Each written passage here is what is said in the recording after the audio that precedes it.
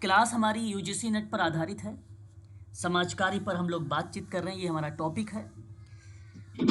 था 20 दिसंबर और 20 दिसंबर 2025 को यूजीसी नेट के द्वारा एक नोटिस पब्लिश हुई है और ये नोटिस पब्लिश हुआ है कि 85 सब्जेक्ट पर एग्ज़ाम होने वाला है सीबीटी पर, यानी कंप्यूटर बेस्ड टेस्ट होने वाला है, जहां एग्ज़ाम आपका 31 दिसंबर से स्टार्ट होगा और 7 जनवरी 2026 तक का एग्ज़ाम चलेगा। तो 31 दिसंबर यानी 31 दिसंबर 2026 को जो एग्ज़ाम है मॉर्निंग में, वो है 9 to 12 PM यूजीसी नेट में। अगर हम बात करें तो सोशल वर्क का पेपर है, तो समाज कार्य का पेपर 31 दिसंबर को है, मॉर्निंग शिफ्ट में भी है। ठीक है। अब ये जो नोटिस बेसिकली पब्लिश हुई है, ये आपको बताया गया है इस नोटिस के माध्यम से कि सिटी डिसाइड कर दिया गया है।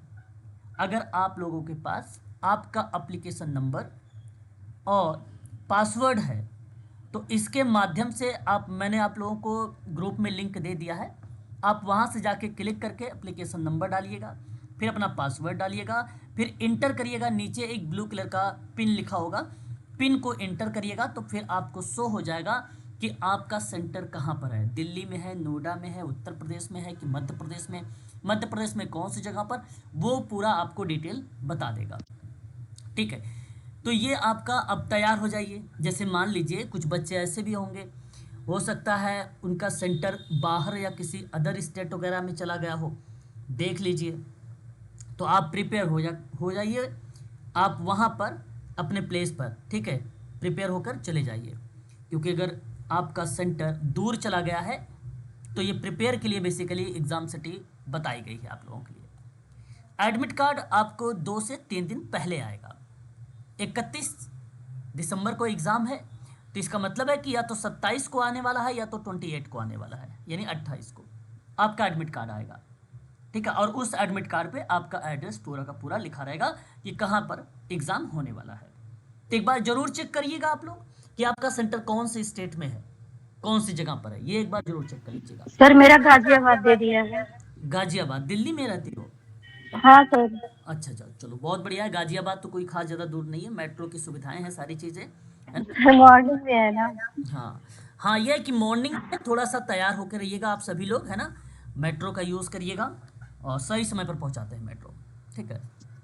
फिलहाल आगे बात करते हैं, हमारा टॉपिक आज का क्या होने वाला है। क्योंकि एग्ज़ाम नज़दीक है और एग्ज़ाम 31 दिसंबर को है, तारीख है आज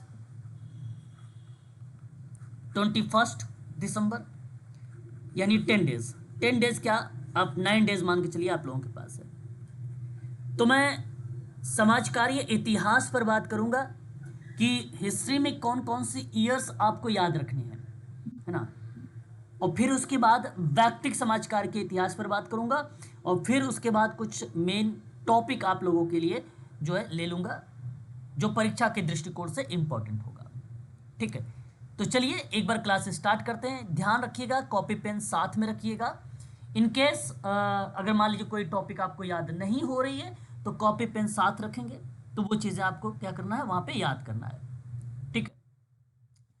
देखिए 1601 का वर्ष बहुत ही फेमस वर्ष है, ये परीक्षा में कई बार रिपीट भी हुआ है, आता भी है, और आप सभी लोगों को पता है भली भांति तरीके से, ये पुअर लॉ है जिसको हम लोग गरीब कानून कहते हैं। ठीक है। और ये कानून इंग्लैंड की महारानी प्रथम एलिजाबेथन प्रथम के शासन काल में बनाया गया था। आधुनिक सामाजिक कल्याण व्यवस्था की नींव मानी जाती है लॉ कानून या पुअर लॉ कानून 1601 का। ठीक है। इसमें गरीबों की देखभाल और सहायता करना है। ठीक है। भिक्षावृत्ति को बेसिकली क्या करता है, कंट्रोल करता है। काम करने योग्य जो लोगों को जो बेरोजगार है उनको रोजगार देने से जोड़ने का प्रयास करता है। Very very most important point बोलने जा रहा हूं, ध्यान दीजिएगा। इसी में 3 प्रकार, जो ये कानून है गरीबों को 3 प्रकार से बताया है, यानी 3 कैटेगरीज में इसने दर्शाया है। तो पहला एक आता है असहाय गरीब। क्या आता है पहला, एक असहाय गरीब, ये सम्मिलित करने में आता है, ध्यान रखिएगा ये पॉइंट। एक आता है सक्षम गरीब, ठीक है। असहाय को बेसिकली इम्पोर्टेंट पुअर कहा जाता है और सक्षम गरीब को बेसिकली एबल बॉडीज पुअर कहा जाता है। तो एक सक्षम गरीब भी होता है, इसको हष्ट पुष्ट गरीब भी कहा जाता है। एक बार परीक्षा में सवाल बनाया था, वहाँ पे यही शब्द यूज़ किया था। उसके बाद एक आता है भिखारी, ठीक है। भिखारी कहीं कहीं इसे बेसिकली अगर मैं आपसे बात करूँ बेगर के अलावा आवारा भी कहा जाता है, ठीक है, आवारा। तो ये तीन प्रकार के बेसिकली पुअर को बताया गया था एक प्रकार से, यानी गरीबी को। अच्छा, असहाय गरीब कौन होगा? ये शब्दों से स्पष्ट है, आप जानते हो। असहाय जैसे वृद्ध व्यक्ति यानी बूढ़े व्यक्ति, बीमार व्यक्ति, अपंग व्यक्ति, दिव्यांग व्यक्ति, वो चीज़ें आ जाते हैं, है ना। और इनके लिए बेसिकली कौन सा घर होता है? तो एक होता है आश्रय गृह, है ना, आलम हाउस कहा जाता है उसको, ठीक है, आलम हाउस बोला जाता है आश्रय गृह को, या घर पर बेसिकली इनको सहायता दी जाती है असहाय गरीब में, ठीक है। जो काम कर सकते थे लेकिन बेरोजगार थे, हालांकि वो काम कर सकते थे और वो घर पे बैठे हुए हैं यानी बेरोजगार थे, तो उन्हें काम पर लगाया जाता था। तो जब काम पर लगाया जाता है तो इसमें बेसिकली वर्क हाउस आता है। तो यहाँ जो आता है वो आलम हाउस आता है, और जो एबल बॉडीज पुअर में आता है, सक्षम गरीब में, वो आता है वर्क हाउस आता है, ठीक है। क्या आता है? वर्क हाउस आता है, ठीक है। और उसके बाद था एक भिखारी और आवारा करके, काम ना करने वाले थे ये, बेसिकली जो काम नहीं करते हैं उन्हें दंड और सजा दी जाने की बात कही गई थी। तो ये ध्यान रखिएगा, तीन प्रकार के बेसिकली यहाँ पे पुअर के बारे में बताया गया है, ठीक है। और आशा भी करता हूँ कि शायद आप अच्छे से जानते भी हैं कि 1601 का एलिजाबेथन पुअर लॉ इंग्लैंड में गरीबों की सहायता के लिए ऐतिहासिक कदम उठाया था, ठीक है। तो ये इंपॉर्टेंट रहेगा आप सभी लोगों के लिए, ठीक है, परीक्षा के दृष्टिकोण से महत्वपूर्ण है ये। दूसरी बात करते हैं हम सभी लोग, स्कॉट चैरिटेबल सोसाइटी, नाम सुना है आप लोगों ने इसका? सुना है तो एक बार बताइएगा, नहीं सुना है तो कोई बात नहीं, मैं बताता हूँ। ध्यान से सुनिएगा, कॉपी पेन साथ में रखिएगा, थोड़ा सा नोट कर लीजिए। अभी तक परीक्षा में तो नहीं आया लेकिन हो सकता है मैं भी पूछ ले। तो 1657 की बात है, स्टॉक चैरिटेबल ये सोसाइटी है, बोस्टन की है, बोस्टन मतलब अमेरिका की, ठीक है, यूएसए की। स्कॉट चैरिटेबल सोसाइटी अमेरिका की सबसे पुरानी चैरिटी मानी जाती है ना। और ये चैरिटी का मतलब जानते हो क्या होता है? चैरिटी का मतलब होता है परोपकारी संस्था, ठीक है। क्या माना जाता है इसको? परोपकारी संस्था, सबसे पुरानी संस्था है ये अमेरिका की, ठीक है। सन 1657 में बोस्टन में इसकी स्थापना की गई थी। अब बेसिकली गरीब, असहाय या जो जो भी ज़रूरतमंद के लोग थे या जो भी प्रवासी थे, उनकी सहायता के लिए ये चैरिटेबल सोसाइटी बेसिकली स्थापित की गई थी, ठीक है, स्थापित की गई थी। आगे यही चल के स्कॉट चैरिटेबल सोसाइटी यही आगे चल के चैरिटी ऑर्गेनाइजेशन सोसाइटी के विकास का एक आधार बन गई। तो आगे कब बना विकास का आधार? तो चैरिटी ऑर्गेनाइजेशन सोसाइटी, बात कहाँ की हो रही है? अमेरिका की। 1877 में इसकी स्थापना हो गई। तो ध्यान से रखिएगा, ये हिस्ट्री पढ़ रहे हैं तो एक दूसरे से रिलेट करके पढ़िए। तो ये आया कहाँ से? चैरिटी ऑर्गेनाइजेशन सोसाइटी 1877 में। तो ये स्कॉट चैरिटेबल सोसाइटी का ही एक प्रकार का अंग है, पार्ट है, भाग है, शाखा है, ये आप ऐसा कह सकते हैं, ठीक है। आगे बात करते हैं एक और। तो दोनों इंपॉर्टेंट रहे हैं अभी तक, ठीक है, ये चीज़ आप ध्यान में रखिएगा, है ना। कुछ मैं आप लोगों को वर्ष पर ही बात कर रहा हूँ, चाहता तो मैं और भी डीप में सारी चीज़ें ले सकता था, लेकिन यहाँ मैं केवल वर्षों से ही आप लोगों को चीज़ों को जोड़ने का प्रयास कर रहा हूँ। परीक्षा नज़दीक है, इन केस यदि परीक्षा में सवाल पूछा जाएगा तो इन्हीं में से सवाल आएंगे, इतिहास के संदर्भ में, हिस्ट्री के संदर्भ में। बात करता हूँ 1700 की बात, ठीक है। एनक्लोजर मोमेंट, एनक्लोजर मोमेंट ये इंग्लैंड का है। मैं बता दूं 17वीं 18वीं शताब्दी के बीच में ये चला था सामाजिक आर्थिक एक आंदोलन, जहां सामाजिक और सामूहिक भूमि को निजी भूमि में बदलने की बात कही गई थी। तो जो है एनक्लोजर जो मोमेंट हुआ, ये बेसिकली क्रियाएं जो सार्वजनिक होनी चाहिए उसको इन्होंने प्राइवेट करने के बारे में सोचा, यानी निजी भूमि के बारे में क्रियाओं को लेकर सोचा। और इसी का प्रभाव विशेष रूप से 1700 के बाद अधिक स्पष्ट रूप से दिखाई दी। कहने का अर्थ ये रहा कि कृषि उत्पादन में वृद्धि करने की बात रही, आधुनिक कृषि को तकनीकी से उपयोग करने की बात आ गई। जो बड़े भूस्वामी लोग थे, जो बड़े बड़े किसान लोग थे, उनको आर्थिक लाभ के दृष्टिकोण से जो है एनक्लोजर मोमेंट को लेकर बातचीत कही गई आगे। ठीक है, तो ये चीज़ भी आप थोड़ा सा ध्यान रखिएगा। बड़ी जनसंख्या में जो लोग बेरोजगार हुए थे उनको रोजगार के संदर्भ में चीज़ें देखा गया था एनक्लोजर मोमेंट के माध्यम से ही। ठीक है, सामाजिक असमानता और गरीबी में बेसिकली देखा जाए तो वृद्धि थी, उसी वजह से ये एनक्लोजर मोमेंट लाया भी गया था। ठीक है, इंग्लैंड का सामाजिक आर्थिक इतिहास में एक निर्णात्मक घटना मानी जाती है। ये परीक्षा के लिए इतना इंपॉर्टेंट नहीं है, आप इसे अगर याद भी नहीं रखते हैं तो कोई बात नहीं। ठीक है, अभी तक परीक्षा में आया नहीं है और मुझे लगता भी नहीं कि इससे सवाल बनाएगा भी। ठीक है, आगे बात करते हैं एक और पार्ट पर। अगला पार्ट हमारे सामने आता है 1832 की royal commission on poor law. ये भी इंग्लैंड का है। देखो, royal commission on poor law की बात करते हैं इंग्लैंड में। ठीक है, तो इसका गठन किया गया था 1832 के दौर में। ठीक है, इसका उद्देश्य ये था कि जो 1601 आपने ऊपर पढ़ा है अभी, इसका उद्देश्य ये था कि 1601 के एलिजाबेथन पुअर लॉ की समीक्षा करना था, मतलब जानते हैं रिव्यू करना। ठीक है, किसका काम था? अब मान लीजिए आपसे प्रश्न बनता भी है कि पुअर लॉ 1601 का रिव्यू कौन करता था, कमीशन, तो आप royal commission on poor law को आप दर्शा सकते हो। यहाँ पे गलत नहीं होगा, सही होगा आपका। गरीबों की संख्या में निरंतर वृद्धि हो रही थी, बेसिकली एक प्रकार से पुअर लॉ पर सरकारी खर्च को वहाँ पे बढ़ रहा था और भिक्षावृत्ति आलस्य बढ़ रहे थे। ठीक है, तो उसी की वजह से basically royal commission on poor law 1832 में लाया गया था। तो ये आप थोड़ा सा ध्यान में रखेंगे। ठीक है, 1832। और इसी में जानते हो फिर 1834 में 2 साल बाद अगर मैं आपसे बात करता हूँ, पुअर लॉ अमेंडमेंट एक्ट पारित हो गया था। ठीक है, एक्ट पारित हुआ था वहाँ पे। उसके बाद राज्य और गरीब सहायता का नीति निर्धारण की प्रक्रिया को लेकर बात की गई थी। ठीक है, इसमें फिर उसके बाद हम लोग बात करते हैं तो हमारे सामने आता है 1844 का नाम। आप भलीभांति तरीके से जानते हैं इसके बारे में, आई थिंक अच्छे से पता होगा आप लोगों को। ये 1844 में यंग मेंस क्रिश्चियंस एसोसिएशन है, जॉर्ज विलियमसन लंदन के, ये लंदन में बेसिकली इसको स्थापना हुई, यानी इसकी स्थापना की गई थी 1844 में। इसी के 10 साल बाद आप यंग वुमेन्स क्रिश्चियंस एसोसिएशन की भी स्थापना हुई है, आप ऐसा भी यहाँ पे कह सकते हैं। बेसिकली ये जो संस्था लाई गई थी, औद्योगिक क्रांति के समय शहरों में आए जो भी युवा थे, उन युवाओं के नैतिक, सामाजिक और आध्यात्मिक विकास के उद्देश्य से बनाया गया था ये। ठीक है, तो ये चीज़ ध्यान रखिएगा। युवाओं के सर्वांगीण विकास पर अगर अधिक कोई बल दिया है तो ये दिया है YMCA दिया है, और ये आया कब था यूके में, तो 1844 में आया था। ये चीज़ आप ध्यान रखिएगा।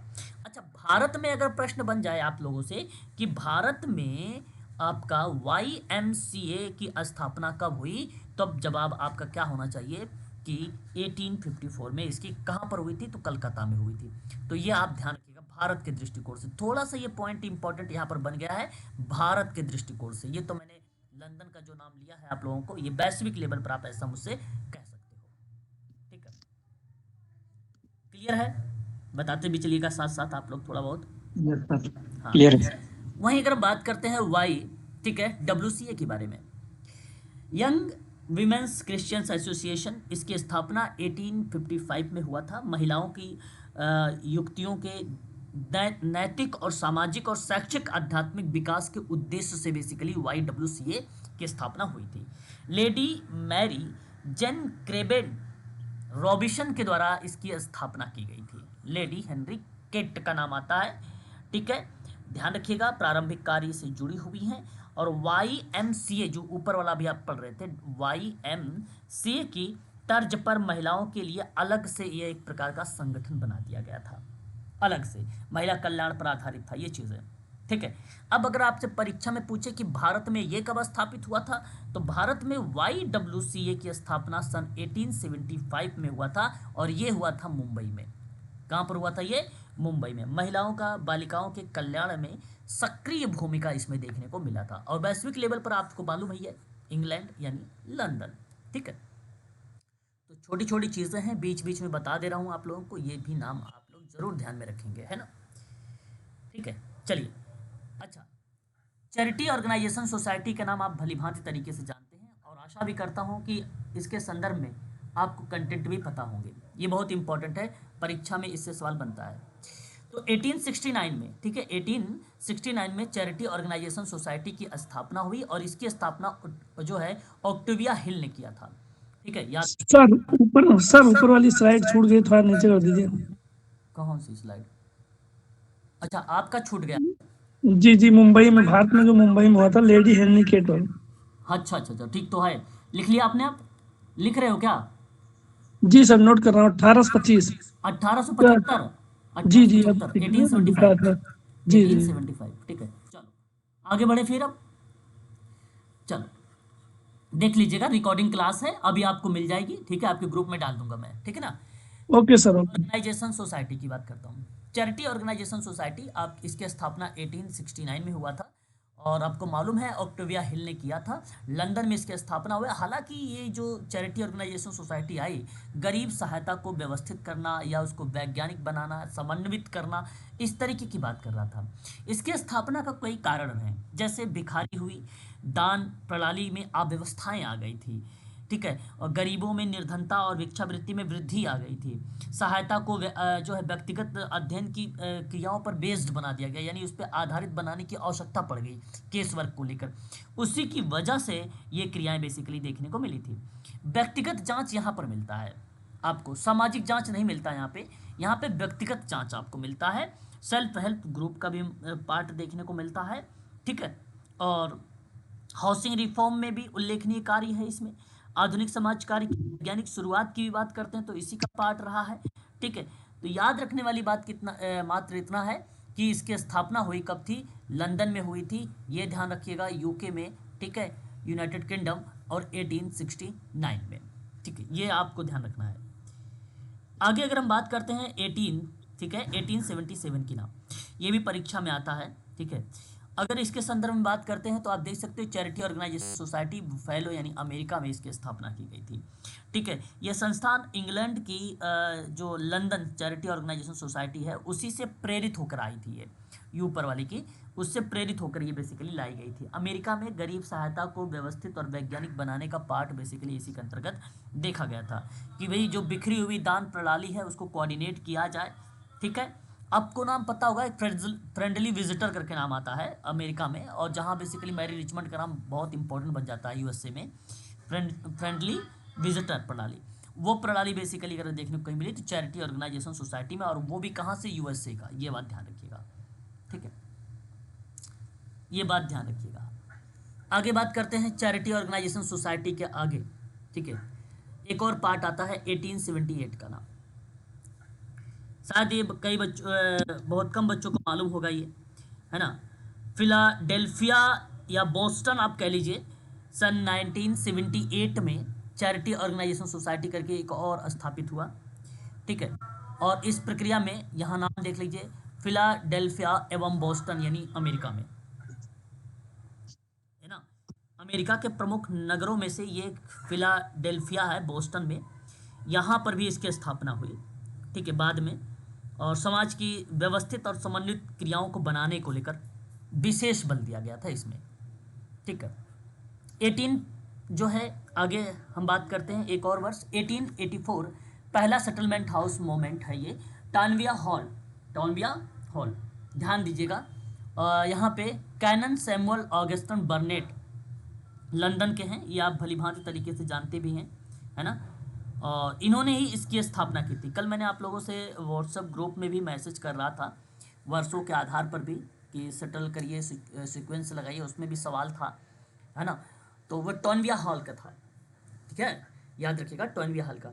तो ध्यान देने वाली बात यह है कि पहला सेटलमेंट हाउस टॉनविया हॉल के जो संस्थापक थे सैमुअल ऑगस्टन बर्नेट थे लंदन के, ठीक है। और गरीब और श्रमिक वर्ग के बीच में जो अप्रत्यक्ष या प्रत्यक्ष रूप से जो सेवाएं थी उसको राहत देने के संदर्भ पर यह कार्य होता था। वर्ग विभेद को कम करने का प्रयास किया गया था इसी को। अमेरिका में इसे हल हाउस के नाम से जाना गया था, अमेरिका में ही, आपको मालूम होगा हल हाउस। और वो इसकी स्थापना 1889 में हुआ था। कल मैंने शायद क्लास में भी आप लोगों को शायद के बारे में बताया था, जेन एडम के बारे में।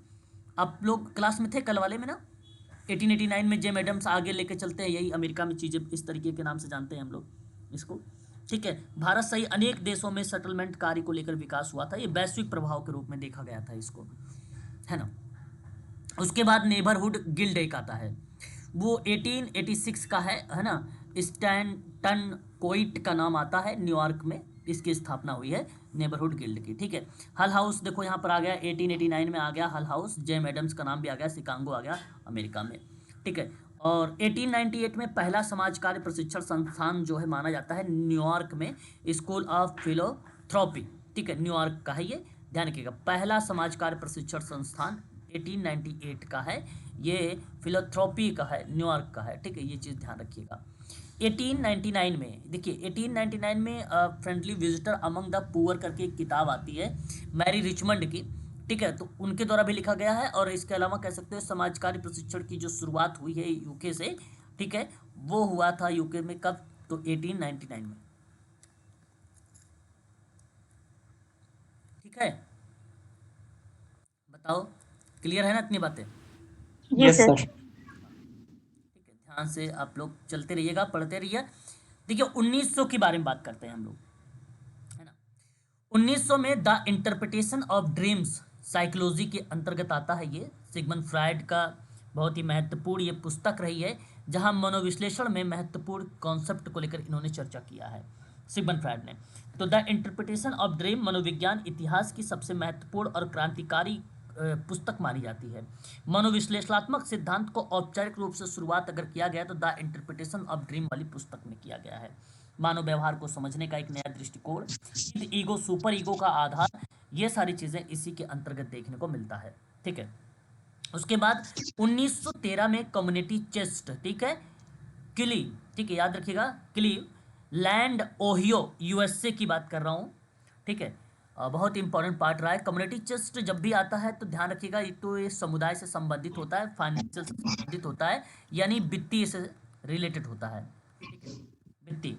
कम्युनिटी चेस्ट बेसिकली क्या है, ओहियो में इसको लाया गया। का उद्देश्य ये था कि विभिन्न चैरिटेबल जो भी संस्थाएं होंगी, उन संस्थाओं के लिए एकीकृत फंड जो है एक संग्रहित किया जाएगा, यानी रखा जाएगा एक जगह, और इससे दान की जो दोहराव समस्या हो रही है वो कम हो जाएगी और संसाधनों का समन्वित उपयोग होना हो जाएगा।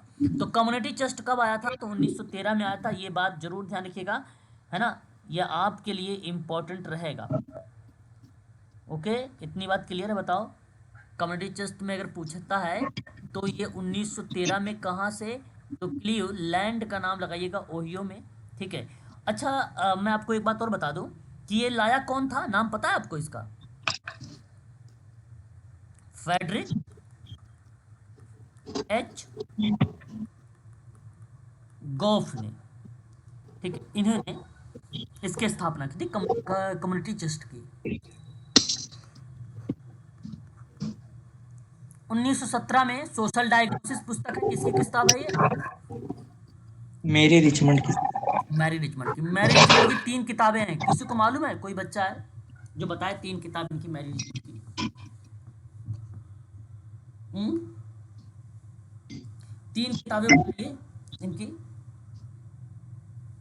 किसी भी बच्चों को नहीं पता 3 किताबें इनकी? Social diagnosis, social diagnosis. हाँ, चलो 2 किताब पता है, social diagnosis, social case work. From where to where. नहीं, फ्रेंडली विजिटिंग करके सर। 3 किताब है, एक तो याद कर लीजिए आप लोग, सभी लोग, फ्रॉम, ठीक है,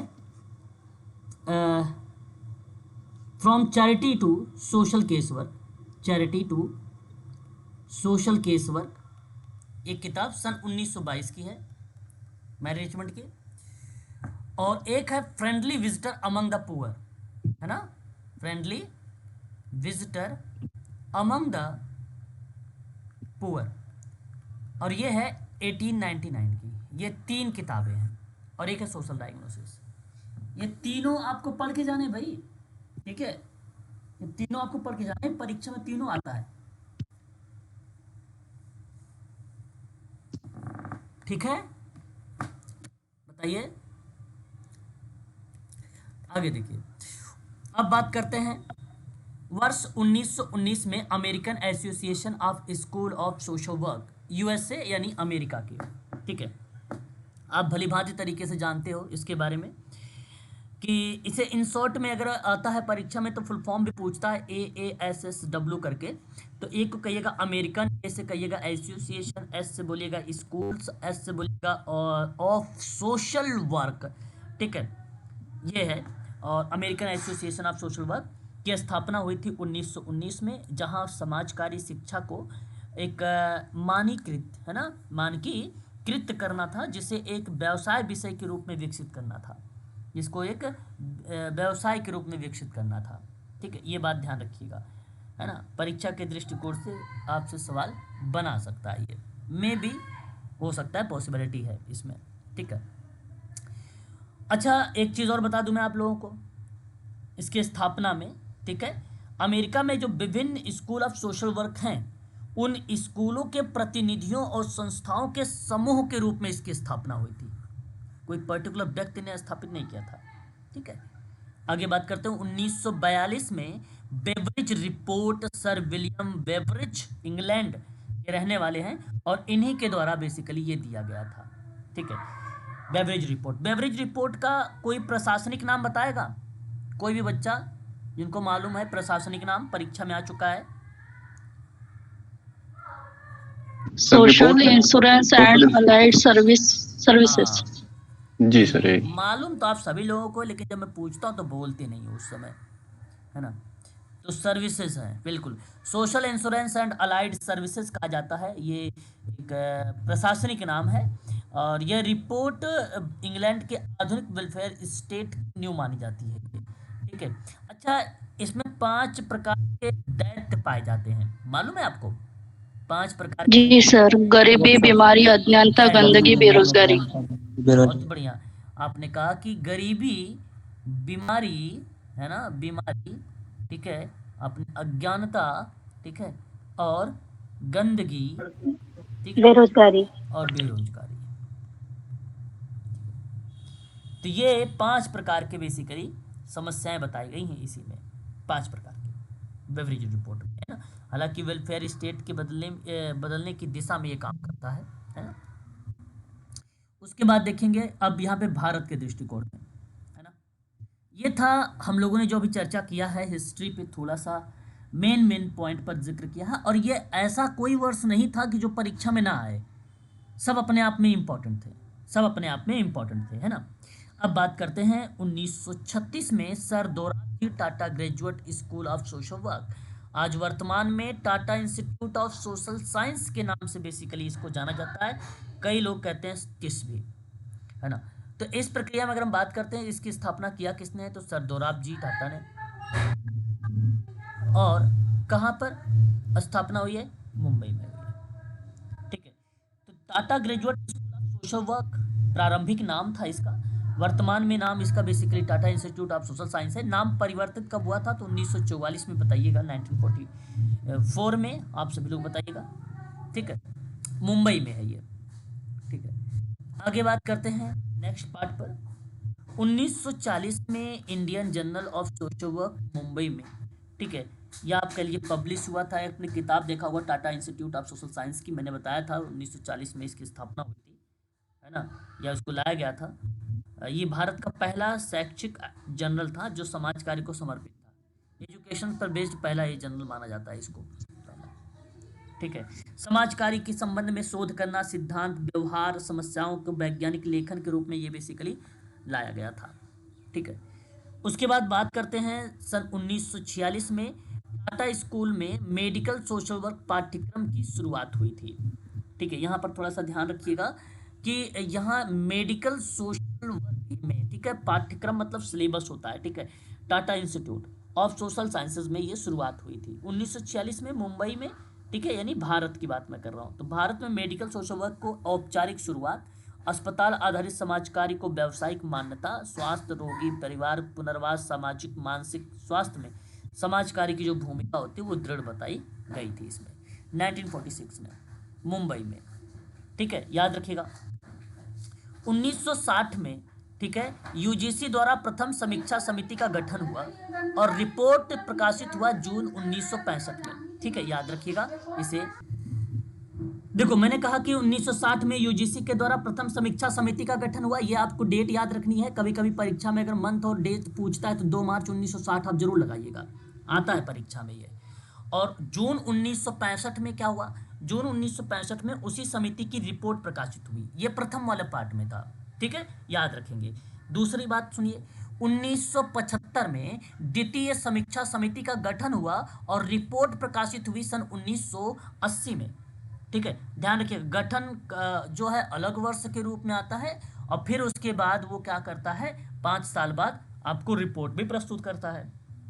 ठीक है, तो ध्यान देने वाली बात यह है कि द्वितीय समीक्षा समिति का गठन 1975 में और उस समिति का रिपोर्ट प्रकाशित हुआ 1980 में, है ना। ये चीज आप लोगों को ध्यान रखना है ना। आगे बढ़ते हैं, अब थोड़ा सा प्रश्न करेंगे। तैयार हो आप सभी लोग? अगर तैयार हो तो थोड़ा सा ये हिस्ट्री का संदर्भ में जो हमने अभी बात किया है, इसी के संदर्भ में मैं आप लोगों से प्रश्न करूंगा, और प्रश्न ज़्यादा टफ नहीं रहेंगे, इजी रहेंगे। ठीक है, कोई खास प्रश्न टफ आप लोगों के लिए नहीं मिलेंगे, यहाँ पे इजी ही रहेंगे। तो बताओ, तैयार हो तो फिर शुरू कर लेते हैं थोड़ा सा प्रश्न। यस सर, रेडी है सर। चलो चलो ठीक है। और मैंने आप लोगों को ना कल जैसे कि कुछ ग्रुप में शाम को मैंने प्रैक्टिस किया था आप लोगों के लिए, और उस समय आप लोग ज्वाइन हुआ करो, है ना, क्लास में भी आप सभी लोग, है ना, क्योंकि ग्रुप में जो प्रैक्टिस होती है, कल 2 ही 3 बच्चे केवल एक्टिव थे, ज़्यादा नहीं थे। फिलहाल चलिए शुरू करते हैं। पहला सवाल, एलिजाबेथन गरीब कानून है, ये कब लागू हुआ था? आप बता सकते हो? Option number 1601। बहुत बढ़िया, 1601 विकल्प आपका भी यहाँ पे सही गया है। चलिए दूसरा सवाल का जवाब बताइए। स्कॉट चैरिटेबल सोसाइटी की स्थापना कहाँ हुई थी? ये 4 विकल्प हैं, जवाब बताइए। बोस्टन। वेरी गुड, बहुत बोस्टन। बढ़िया भाई, बहुत बढ़िया, बोस्टन यूएसए में। ठीक है, बहुत बढ़िया। अच्छा, YMCA ये यंग मेंस क्रिश्चियंस एसोसिएशन की स्थापना मेंस वाला है, तो अच्छा मेंस वाला कब है? 1844 में भारत में, बताइए जरा, बोलिए कोई बच्चा, अरे बोलिए। 1854। 1854 हाँ 54 में। कलकत्ता। बताओ, कलकत्ता में। कलकत्ता में, वेरी गुड वेरी गुड, बहुत बढ़िया। अब बताओ, अच्छा इसकी स्थापना किसने किया था? George William. George Williams. हाँ, जॉर्ज विलियम्स ने किया था। अच्छा, चैरिटेबल ऑर्गेनाइजेशन सोसाइटी की स्थापना कब और कहाँ हुई थी, जरा बताइए। 1869। अच्छा यहाँ से पहलो अब ये है, दोनों है 18 सर। देखिए तो देखिए, 1869 दोनों। हाँ यहाँ पे देखिए, अगर मैं आपको बात करता हूँ बुफेलो को लेकर यहाँ पे, तो यूएसए वाला विकल्प भी अपने आप में सही है। यहाँ पे कोई पर्टिकुलर पूछा नहीं, लंदन का या यूएसए का, है कि नहीं। और ठीक है। अगर मैं बात करता हूँ ये लंदन यानी यूके वाला, तो ये भी आपका सही है दोनों। तो यहाँ पे मुझे देना चाहिए था क्या, कूट, है ना, कि ए और बी दोनों सही होंगे। बिल्कुल आपने सही, अगर सवाल में मैं लंदन लिखता तो फिर मैं चुनता विकल्प का। फिलहाल यहाँ पर पहला दूसरा आप लोगों ने मुझे बताया है, तो इसलिए पहला दूसरा ही सही जाएगा।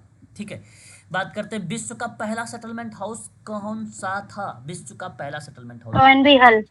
Toynbee hall, Toynbee hall. बहुत बढ़िया, टॉयनबी हॉल का नाम आ जाएगा, और विकल्प में आपका यहाँ पे जो सी वाला ऑप्शन होगा वो आपका करेक्ट हो जाएगा, है ना। ये जो भी आपने ऊपर पढ़ा है उसी के संदर्भ में ही सवाल है। हल हाउस की स्थापना किसने की थी, आपने पढ़ा है अभी? जैन एडम्स। जैन एडम्स। अच्छा कब किया था बताओगे? 1889। वेरी गुड, जी सर। 1889 में, बिल्कुल सही जवाब, बोल बिल्कुल। सोशल डायग्नोसिस पुस्तक किसने लिखी है और कब लिखा है? मेरी रिचमंड। कब? मेरी 1917 में। 1917। हाँ, प्रथम समाजकारी प्रशिक्षण संस्थान की स्थापना कब हुई, बताइए। प्रथम समाजकारी शिक्षण संस्थान या प्रशिक्षण संस्थान की स्थापना कब हुई थी? 1936। मैंने आपको पहले बताया, हाँ 1898। 1889। 1898। हाँ, ये मैंने आपको भारत विश्व का। लेवल, हाँ तो यहाँ पे अगर हम बात करेंगे तो 1898 का, है ना, है ना। जी सर। अच्छा, और बेवरेज रिपोर्ट किस 1930 वर्ष प्रकाशित हुई थी?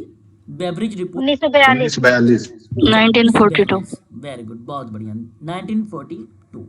अच्छा, प्रथम भारत में Tata institute of social science की स्थापना कब की गई थी? 1936। अच्छा, नाम कब परिवर्तित हुआ जरा बताइएगा, नाम 1944। 1944 में। प्रथम निर्देशक कौन थे? प्रथम निर्देशक बताइए। क्लिफोर्ड। प्रथम निर्देशक थे डॉक्टर मंसर्ट, है ना।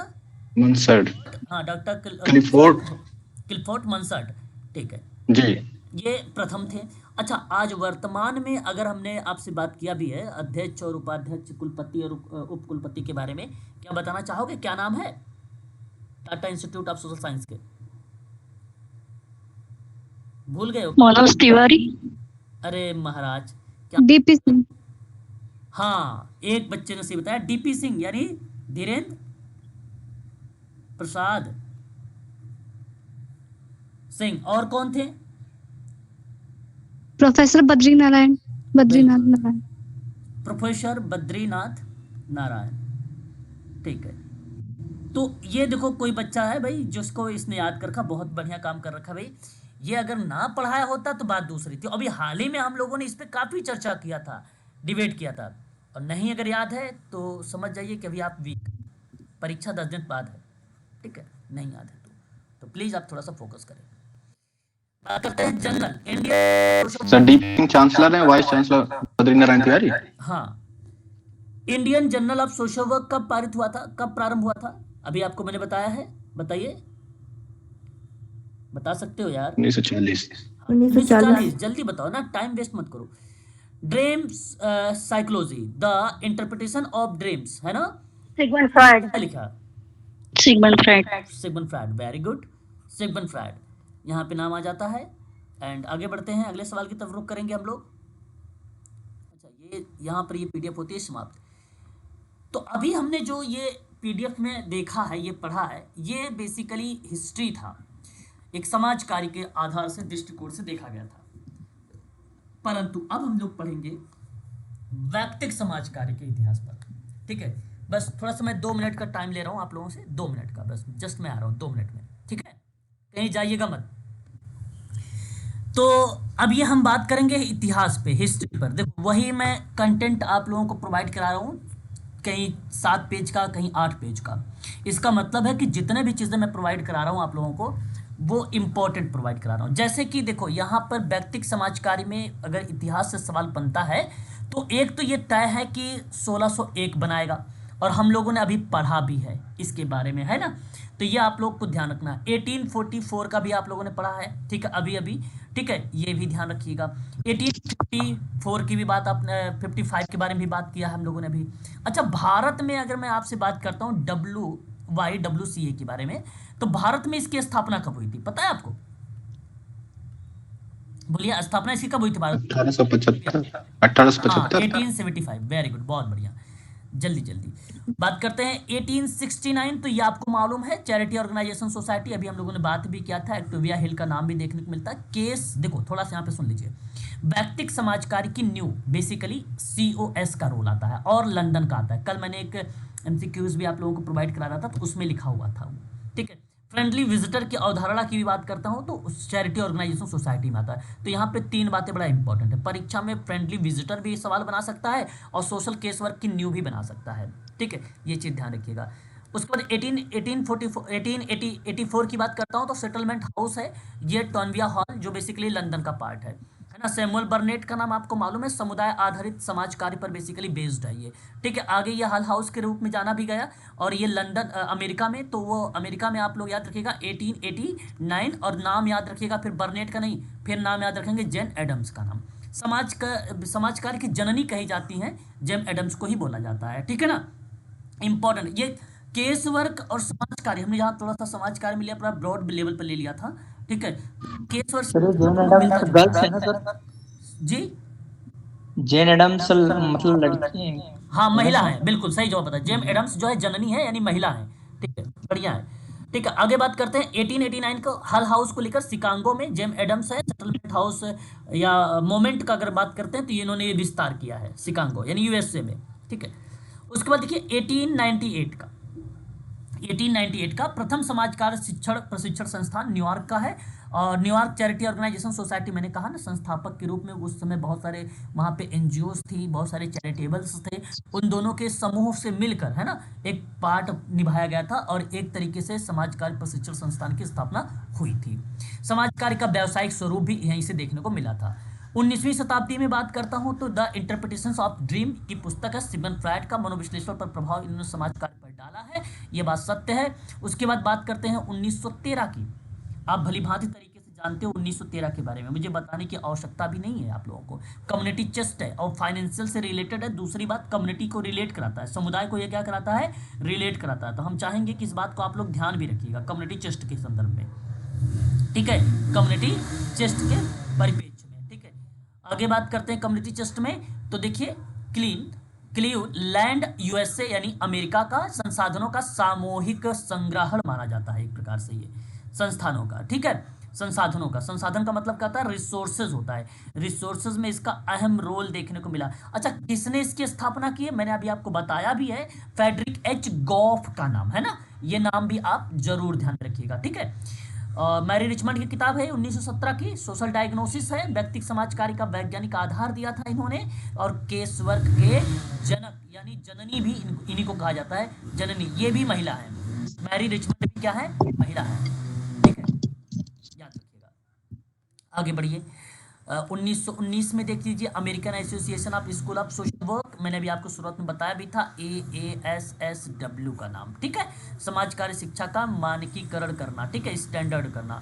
1936 की बात करते हूँ, sir Dorabji Tata graduate school of social work है मुंबई में, ये भी आप ध्यान में रख सकते हो। सर दोराबजी, नाम परिवर्तित 1944 में, ठीक है, ध्यान रखिएगा। वर्तमान में टिस के नाम से हम लोग जानते हैं। 1940 में Indian journal of social work है मुंबई का, टाटा, ठीक है, स्कूल ऑफ द्वारा प्रकाशित हुआ था, इंस्टीट्यूट टिस के द्वारा।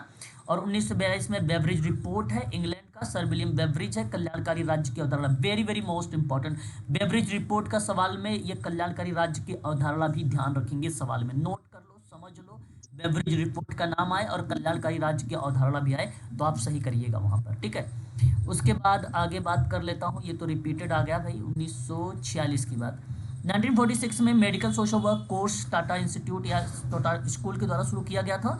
समाज कार्य का चिकित्सा क्षेत्र में प्रवेश हुआ, ठीक है। और 1960 और 65 में, ये तो आपको मालूम है, अभी भी मैंने पढ़ाया है आपको। प्रथम समीक्षा समिति की बात करता हूँ तो नियुक्ति बेसिकली 2 मार्च 1960 में, रिपोर्ट प्रकाशित हुआ 1965 में।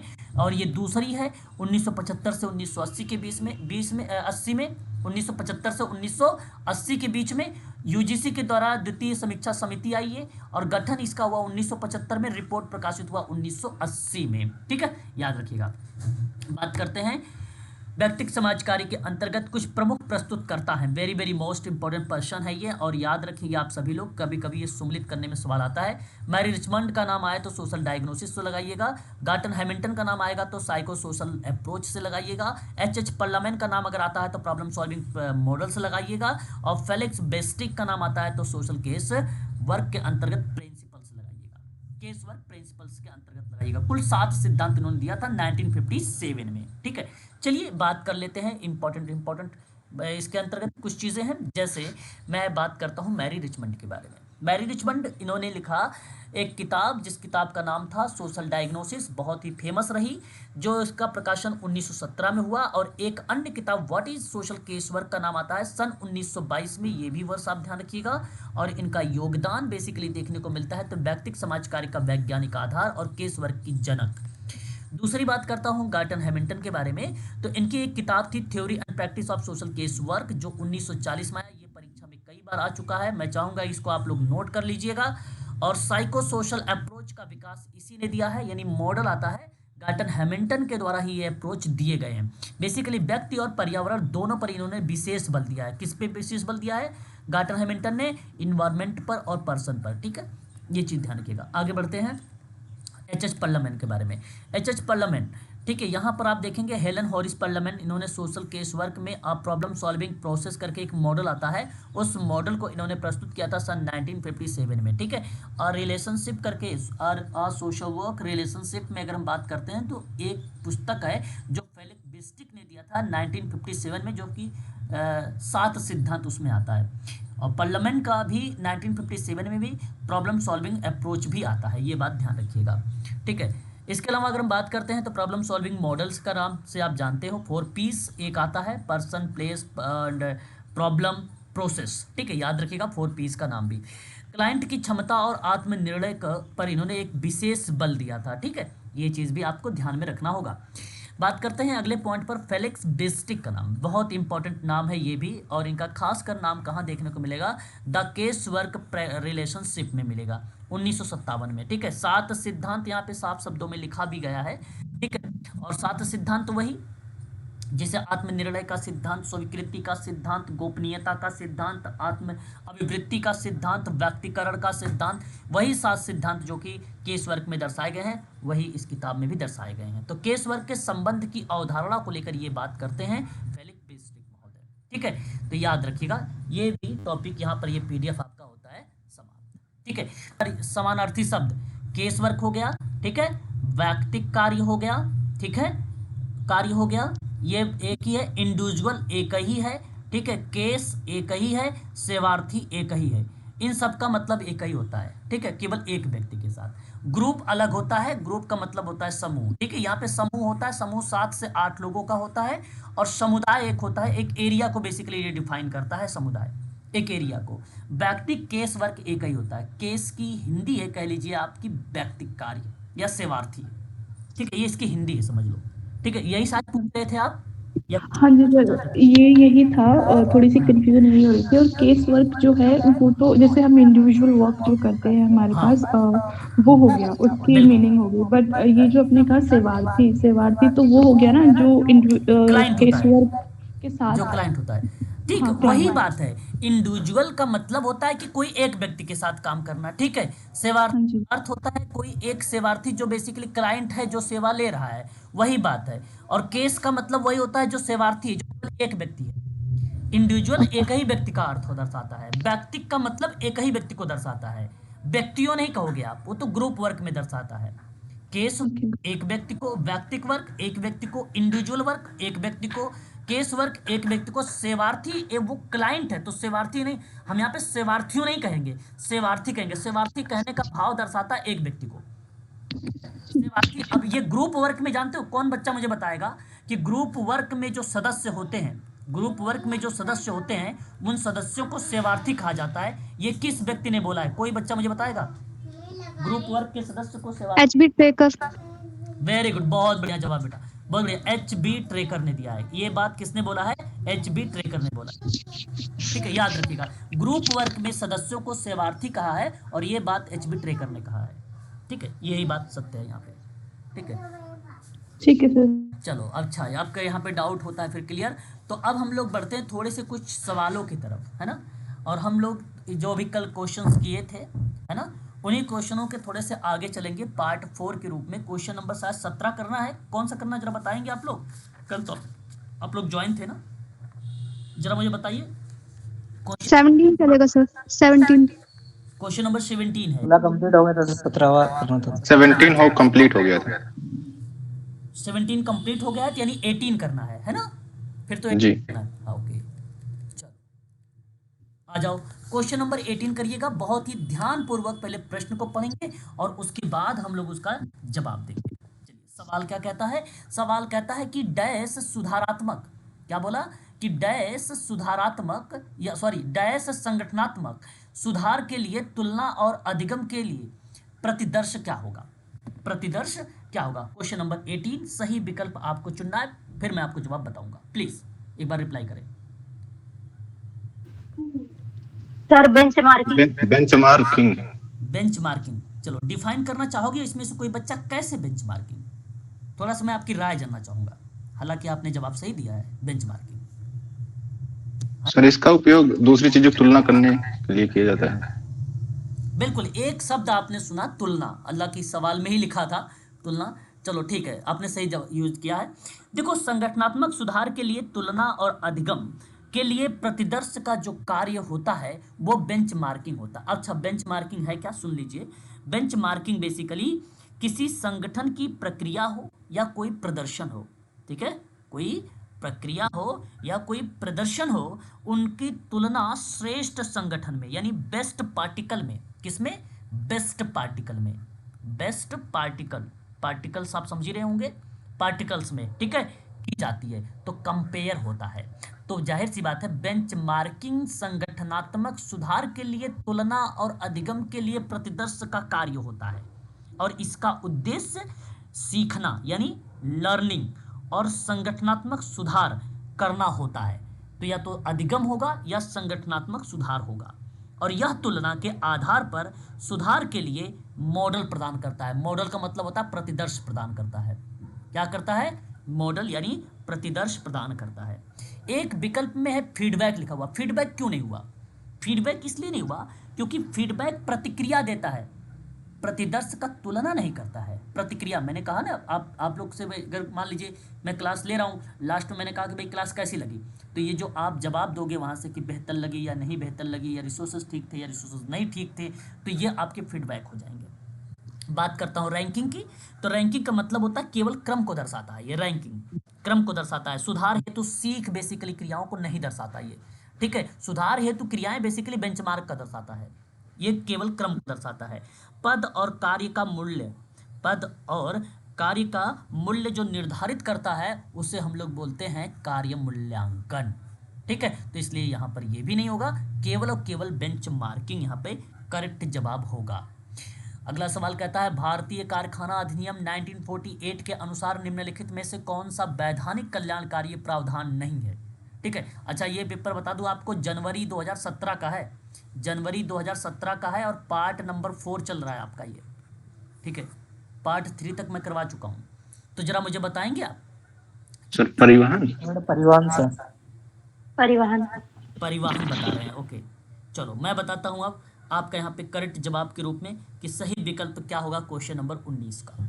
सही विकल्प के दृष्टिकोण से अगर हम लोग चर्चा करते हैं तो परिवहन is the right answer, transportation. अब कारण सुनिए कैसे, देखिएगा एक तरफ प्राथमिक चिकित्सा लिखा हुआ है, प्राथमिक चिकित्सा में अधिनियम के अंतर्गत चीजें अनिवार्य तो है, लेकिन वैधानिक कल्याणकारी प्रावधान के परिप्रेक्ष्य में पूछा है कि कौन सा नहीं है, तो ये तो अनिवार्य है, इसका मतलब है कि ये है। शिशु गृह की बात करता हूँ, शिशु गृह के बेसिकली क्रेच कहा जाता है, यहाँ पे क्रेच लिखा हुआ है, क्रेच और क्रेच दोनों अंतर में दोनों एक ही है, ठीक है। समानार्थी शब्द होता है ना, एक शब्द के कई भाव, कई अर्थ या कई मीनिंग, ठीक है, दर्शाता है। तो क्रेच यानी क्रेच, शिशु गृह, ये तीनों एक ही शब्द हैं, और इसका मतलब होता है निर्धारित शर्त, मतलब महिलाओं श्रमिकों की संख्या को अनिवार्यता के रूप में दर्शाता है, और बच्चों के लिए एक शिशु गृह होना चाहिए जहां बच्चे रहें, ठीक है। आप काम भी करो, ठीक है, और बच्चे आपके एकदम सुरक्षित रहें भी, और ये बात दर्शाई भी गई है भारतीय कारखाना अधिनियम 1948 में। तो यानी ये भी बात है, सवाल पूछा क्या गया है कि वैधानिक कल्याणकारी प्रावधान नहीं है, तो क्योंकि ये भी है और पहला भी है। सुरक्षा की बात करता हूँ, सुरक्षा फैक्ट्री एक्ट का एक मुख्य वैधानिक प्रावधान है, ये तो सिंपल सी बात है, तो ये भी पार्ट इसमें आता है। परिवहन भारतीय कारखाना अधिनियम 1948 में वैधानिक कल्याणकारी प्रावधानों के रूप में अनिवार्य नहीं है, और ये बात आपका गलत है, ठीक है। यहाँ पर ये आपकी पॉइंट गलत हो जाती है। परिवहन का मतलब समझ, देखो जो प्राइवेट कंपनियां होती हैं, जैसे दिल्ली में अगर हम बात करते हैं, गुड़गांव नोएडा के लेकर, तो वहाँ कुछ ऐसी कंपनियां होती हैं, उनके साथ साथ कुछ ट्रांसपोर्टेशन चलता है, परिवहन भी चलता है कंपनियों का। वो क्या करते हैं, जो एम्प्लॉय होते हैं उनको बेसिकली उनकी जगह से क्या करती है, पिकअप करती है, फिर उसके बाद उस प्लेस पर छोड़ती भी है, ठीक है। तो ये काम होता है जो प्राइवेट वगैरह में होता है, लेकिन भारतीय कारखाना अधिनियम 1948 में परिवहन के बारे में जिक्र नहीं किया गया है, ठीक है। ये चीज़ थोड़ा सा ध्यान रखेंगे आप लोग, ठीक है। बात करते हैं क्वेश्चन नंबर 20 को लेकर, बहुत इंपॉर्टेंट सवाल है, ये परीक्षा में कई बार रिपीट भी हुआ है, थोड़ा सा फोकस करिएगा। औद्योगिक विवाद एक अधिनियम है 1947 की, जहां धारा डैश में उल्लेखित किया गया है नियोक्ता सिर्फ उन कर्मचारियों की छटनी करेगा जिन्हें सबसे हाल में भर्ती किया गया हो, तो वो किस धारा के तहत बताइए। 25F। ओके, आप क्वेश्चन का जवाब जो बताना चाहते हैं 25F बताना, और 25G होगा। 25 जी 25 का जी, ओके 25 का जी है कहाँ पे, विकल्प फोर्थ ऑप्शन। फोर्थ ऑप्शन में, ओके ये विकल्प है आपका, ये आपका ऑप्शन सही है। सुनिए जरा, थोड़ा सा है क्या, लास्ट कम फर्स्ट गो का अर्थ या सिद्धांत स्पष्ट रूप से बताता है, सिंपल बात,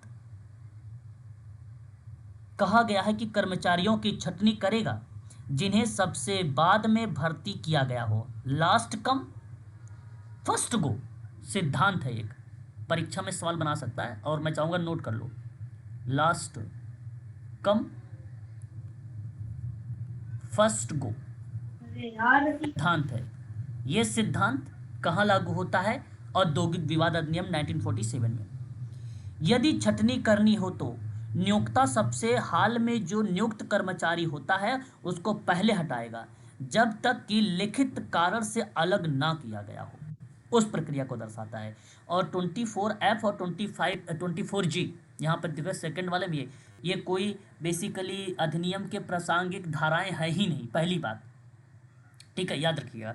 हाँ, आपने एक बताया था 25F है एक धारा। 25F धारा की बात करता हूँ तो छटनी से पहले की जो शर्त होती हैं, जो नोटिस होता है, जो मुआवजा होता है, उनके बारे में दर्शाया गया है। तो अब मैं चाहूँगा कि यहाँ पे नोटिस या मुआवजा शब्द नोट कर लीजिए। ठीक है, यह आपके लिए बेहतर माना जाएगा, इस शब्द को बेहतर कहा जाएगा।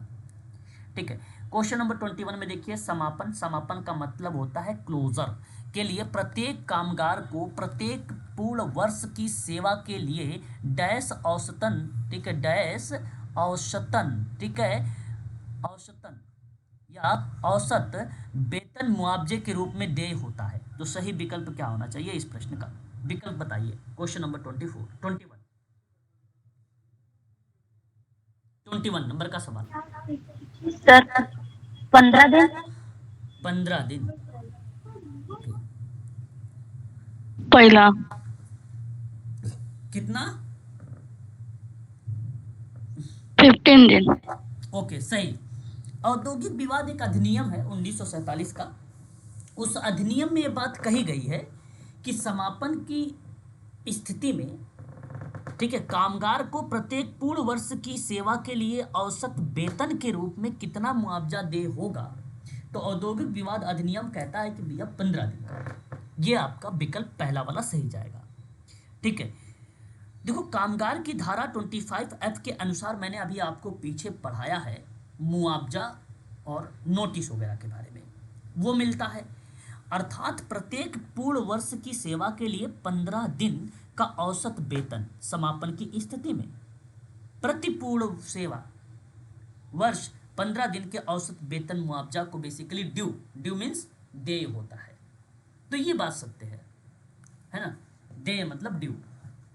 ठीक है, अगला सवाल देखिए, मानसिक या मस्तिष्क की जिस बीमारी में स्मृति क्षीण होने लगती है ना, तो धीरे धीरे तर्क शक्ति हो गया या योजनीकरण हो गया, भाषा हो गया, ज्ञान बोध हो गया, उसको प्रभावित करने लगता है। तो बताओ उसका हम क्या नाम देंगे, उसे हम क्या बोलेंगे? अल्जाइमर रोग।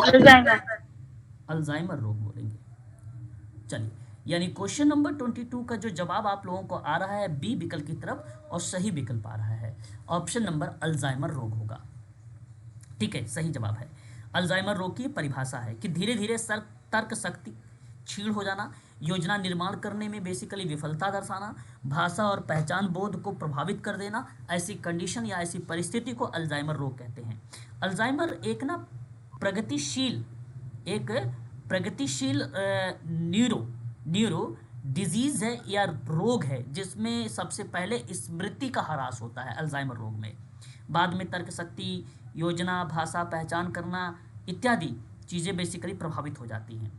बट पार्किंसंस रोग की बात करता हूँ, ये गति कंपन से संबंधित है। पार्किंसंस रोग है ना, कंपन से संबंधित है ना। और अगर हम बात करते हैं इंसोमेनिया के बारे में, इंसोमेनिया क्या है कि नींद से जुड़ा हुआ कोई विकार होता है, नींद से, है ना, मतलब स्लीपिंग से संबंध में होता है इनोसोमिया नींद डिजीज। अच्छा, डिसलेक्सिया बेसिकली देखो क्या होता है, डिसलेक्सिया पठन संबंधी से होता है।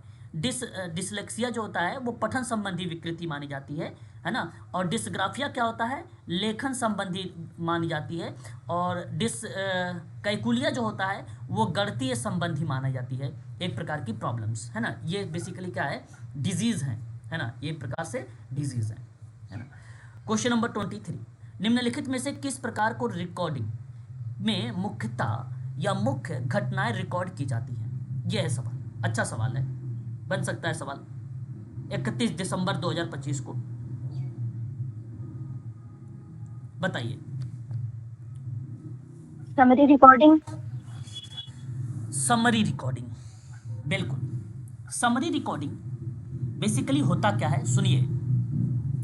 समरी रिकॉर्डिंग में पूरे कार्य, केस की जो मुख्य और महत्वपूर्ण घटना होती है ना, उसको संक्षेप में लिखा जाता है ना। हम लोग नहीं बोलते हैं मोटा मोटा समरी बताइए, सारांश।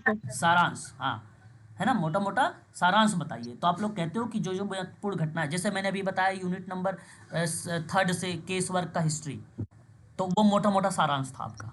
ठीक है, वही समरी था।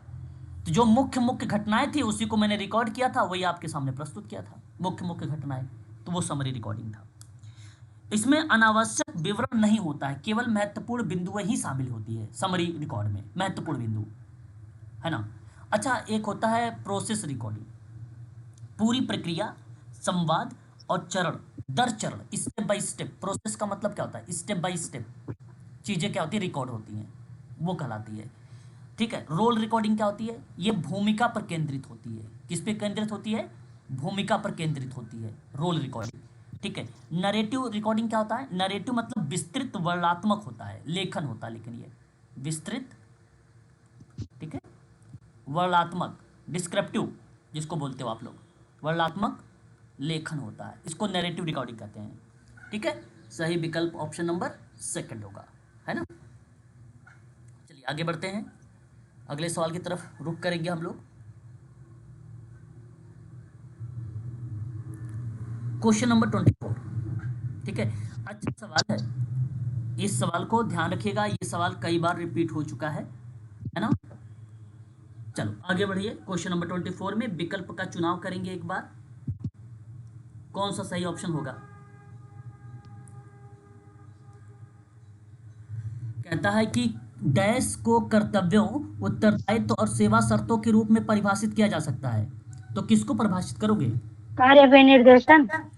कार्य विवरण को मैडम। 24 में कार्य विवरण को प्रस्तुत करोगे। कार्य विवरण का मतलब होता है जॉब, क्या होता है, जॉब डिस्क्रिप्शन होता है, और कार्य विनिर्देशन अलग होता है। अब मैं बताता हूँ चारों ऑप्शन, सुनिए। जैसे मैंने कहा, कार्य विवरण को कर्तव्य से और उत्तर, अरे मैं तो ये पढ़ा भी चुका हूँ, शायद मुझे याद आ रहा है, ये मैं पढ़ाया हूँ आप लोगों को। कर्तव्य, उत्तरदायित्व और सेवा शर्तों के रूप में परिभाषित किया जा सकता है, तो वो कार्य विवरण होता है। और देखो, जहाँ कर्तव्य, उत्तरदायित्व, सेवा शर्त के रूप में स्पष्ट रूप से चीजें लिखी हो, उसको बोला जाता है। और जो कार्य विनिर्देशन होता है, कार्य विनिर्देशन से सवाल आया हुआ था, उसमें मैंने आपको समझाया था, परंतु समझाया चारों विकल्प था वहां पर भी, जहां योग्यता और अनुभव था। याद आ रहा है किसी बच्चे को, देखा तक नहीं, योग्यता एवं अनुभव, योग्यता और अनुभव लिखा हुआ था वहां पर, जी सर। चौथा विकल्प था वो, योग्यता और अनुभव। यानी ये एक प्रकार से योग्यता, कौशल और अनुभव को दर्शाता है कार्य विनिर्देशन। कर्तव्य और उत्तरदायित्व को दर्शाता है कार्य विवरण। और कार्य जो प्रोफाइल का दर्शाता है, संक्षिप्त समग्र चित्रण, संक्षिप्त समग्र होगा चित्रण, ये दर्शाता है प्रोफाइल। और कार्य विश्लेषण क्या दर्शाता है, जानकारी एकत्र करने की प्रक्रिया है। ये क्या है, ये जानकारी एकत्र करने की क्या है, ये एक प्रक्रिया। ठीक है। ये क्वेश्चन नंबर 25 देखिए। 25 में आजकल ये ट्रेंड है, एक सवाल पक्का है, पूछा जाता है भारतीय संविधान से, और खासकर अगर हम बात करते हैं मौलिक अधिकारों में, तो सवाल देखो क्या कहता है, बहुत आसान सवाल है। भारतीय संविधान के किन अनुच्छेद को समूह बुनियादी यानी मौलिक अधिकारों से संबंधित है। पहला।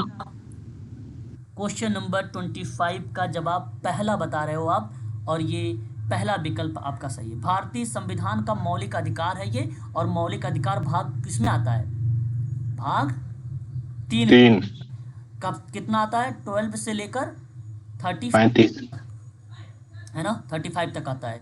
अच्छा, 15 से लेकर 32 तक का तो ये अपूर्ण कोई समूह है, तो कोई समूह है ही नहीं, पहली बात। 1940 की बात करता हूँ तो ये डीपीएसपी में आ सकता है, किस में आ सकता है, नीति निर्देशक तत्वों में आता है, ये डीपीएसपी में आता है। डायरेक्टिव प्रिंसिपल स्टेट पॉलिसी, राज्य के नीति निर्देशक तत्व में आता है ये। ठीक है। अनुच्छेद 14 से 39 की बात करता हूँ तो, जहाँ बेसिकली 36 से लेकर 51 प्रक्रिया दर्शाई गई है, 36 से लेकर 51, तो 36 से लेकर 51 कौन में आता है, किस में आता है, डीपीएसपी में तो आता है ना, डीपीएसपी में ही आता है, भाग 4 में, है ना, भाग जी सर। तो वो उसमें आता है ये। ठीक है। तो यहाँ विकल्प आपका पहला सही जाएगा 25 का। ठीक है। क्वेश्चन नंबर नेक्स्ट, पंचायत राज प्रणाली को निम्न में से किन रूप में श्रेष्ठ माना जाता है। अच्छा सवाल है ये भी, सवाल अच्छा ये भी है, बताओ। लोकतांत्रिक विकेंद्रीकरण। ओके, लोकतांत्रिक विकेंद्रीकरण का जवाब दे रहे हो आप, तो आप सही जवाब दे रहे हो सर। ठीक है। लोकतांत्रिक विकेंद्रीकरण, पंचायती राज प्रणाली। को लोकतांत्रिक विकेंद्रीकरण के रूप में श्रेष्ठ समझा जाता है। बात सत्य है। पंचायत राज प्रणाली सत्ता और निर्णय निर्माण, है ना, निर्णय निर्माण को केंद्र और राज्य में गांव स्तर तक ले जाती है, ये है ना, या जन भागीदारी, स्थानीय स्वशासन, जवाबदेही को बढ़ावा देती है। इसी कारण से इसे लोकतांत्रिक विकेंद्रीकरण का सर्वोत्तम उदाहरण भी माना जाता है ना। तो ये चीज़ ध्यान रखिएगा। और यहाँ देखो महिला एवं बाल विकास जो लिखा हुआ है, ये क्षेत्र विशेष तक सीमित है ये क्रियाएं। जमीनी स्तर का नियोजन की बात करता हूँ तो इसका एक कार्य है ना, मूल स्वरूप नहीं है, एक कार्य है ये। और एकीकृत ग्रामीण विकास की बात करता हूँ तो लक्ष्य है, स्वरूप बेसिकली नहीं माना जाएगा ये तो एक लक्ष्य ही माना जाएगा। इसलिए इस प्रश्न का सही विकल्प के रूप में अगर हम बात करेंगे तो ऑप्शन नंबर 3 की बात करेंगे। तीसरा वाला आपका सही रहेगा। अगला सवाल, ठीक है, अच्छा सवाल है, क्वेश्चन नंबर 27। फिलहाल आप लोग मुझे जवाब बताएं, फिर मैं इसका आप लोगों को व्याख्या करूँ। बताएं। सामाजिक आर्थिक राजनीतिक। ओके, सामाजिक आर्थिक राजनीति। सामाजिक आर्थिक राजनीतिक क्वेश्चन नंबर 27 की तरफ अगर आपने झुकाव किया है तो सामाजिक आर्थिक राजनीतिक विकल्प नंबर 2 और आपका ये विकल्प नंबर 2 सही जवाब है। ठीक है, भारतीय संविधान की प्रस्तावना में न्याय को 3 भागों में स्पष्ट किया गया है ना। एक है सोशल, दूसरा है इकोनॉमिक, है ना, और तीसरा है पॉलिटिकल। ठीक है, 3 भागों में दर्शाया गया है। ठीक है, देखो सशक्तिकरण की बात करते हैं यहाँ पर इस ऑप्शन में, है ना, कल्याण की बात करते हैं, है ना, ये संवैधानिक शब्द नहीं है। ठीक है, बात करते हैं मनोविज्ञान और भावनात्मक की, मनोविज्ञान और भावनात्मक की, तो ये संविधान में उल्लेखित नहीं है। ठीक है, बात करते हैं शैक्षिक की, है ना, और न्यायिक की, तो ये जो शब्द हैं ये प्रस्तावना के शब्द नहीं है कि नहीं। तो आप आसानी से एलिमिनेट कर सकते हैं और ऑप्शन नंबर आपका यहाँ पे जो दूसरा विकल्प है ये सही हो जाएगा। क्वेश्चन नंबर 28, निम्नलिखित में से किसे एक समुदाय का दर्जा नहीं दिया जाता है?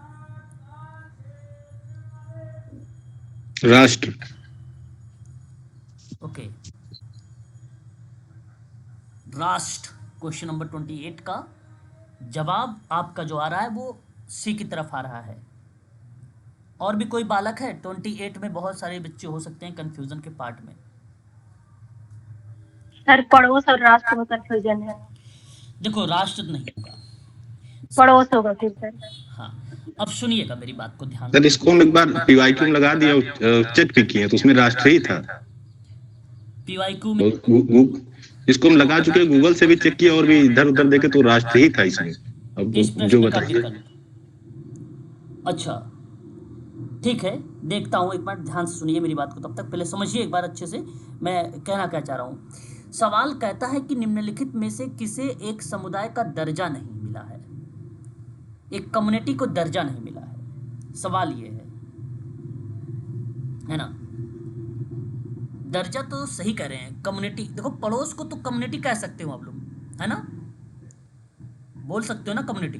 क्या है कि समुदाय का दर्जा नहीं मिला है, किसको नहीं मिला है? तो भाई जब पड़ोस को मिला है तो उसके मतलब तो ये होगा नहीं। अच्छा ग्राम तो होगा नहीं 100%, इसको भी मिला है दर्जा, ग्राम को भी समुदाय के नाम से संबोधित कर सकते हैं।